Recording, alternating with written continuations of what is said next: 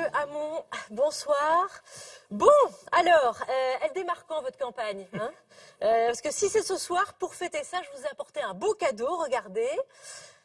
Alors, voilà, une jolie photo de famille du Parti Socialiste. Eh bien écoutez, la voilà. Hop, voilà.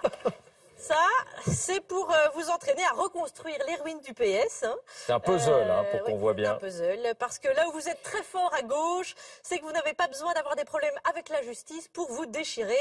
Mais si je peux me permettre un conseil, Monsieur Hamon, un bon 49-3 pour ranger toute la famille socialiste derrière vous, et c'était réglé. Hein. Ah bah oui. Alors il vous manque un peu de poigne, parce que de tous les candidats, vous êtes celui à qui on laisserait volontiers la garde des enfants et les clés de la bagnole, mais peut-être pas les codes nucléaires. Sinon, bah écoutez, ça s'est bien passé, encore mieux que la dernière fois, parce que je vous avais offert une bouée de sauvetage. Jamais on n'aurait imaginé que vous puissiez gagner la primaire, d'ailleurs vous non plus. Hein. Vous ici ce soir et la victoire du Barça hier, fou, quelle folle semaine. Hein. Alors, David a rappelé que c'est cette émission qui vous a révélé aux Français. En partie. En partie, bien sûr. Le patron de la rédaction, Michel Field, il claironne partout que c'est comme avec le Loft qui a révélé Loana. Alors on espère que vous ferez autant pour la France que ce qu'elle nous a apporté, bien sûr. Alors si vous êtes revenu parce que Léa Salamé vous avait tapé dans l'œil, désolé. Alors pour vous consoler, on vous a amené Laurent Wauquiez quand même. Hein.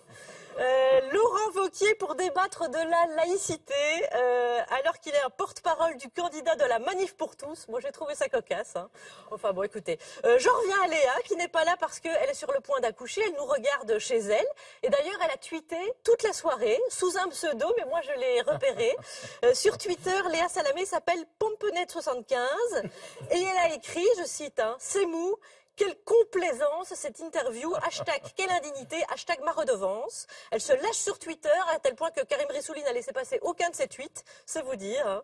Vous aurez noté qu'en son absence, Léa, on ne l'a pas remplacée par un robot, ça fera déjà une taxe en moins. Hein.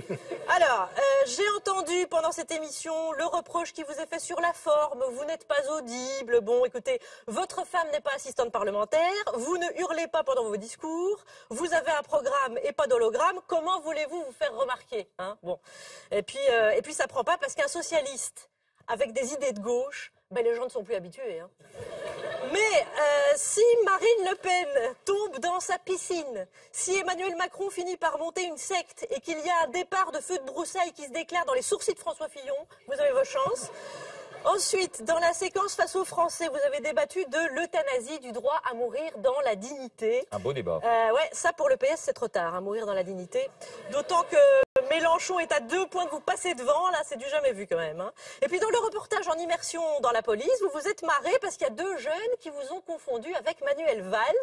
Mais c'est normal, vous étiez entouré que de flics. Hein. Ils sont vigilants les jeunes, c'est tout. Hein, voilà. Venons-en à l'invité surprise, Thierry Marx, pour parler de la valeur travail. Bon, moi, Marx, je l'aurais plutôt fait parler du capital, mais enfin bon, ça c'est... Vous êtes facétieux, David, parce que vous faites venir un grand chef étoilé pour l'un des rares candidats qui n'a pas de casserole. Hein. En revanche, vous avez une belle série de couteaux dans le dos, et donc là, c'est cohérent. Et puis, vous êtes venu avec vos soutiens. Hein. Je vois Christiane Taubira, bonsoir. Je vois Marie-Lise Lebranchu, Vincent Payon, Yannick Jadot. Et ben, il n'est pas là, Montebourg.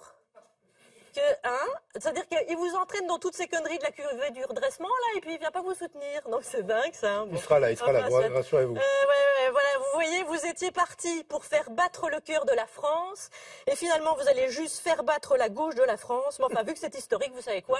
Ça mérite des applaudissements. Allez, je vous laisse tout ça, hein, je vous l'offre. Merci, Charline.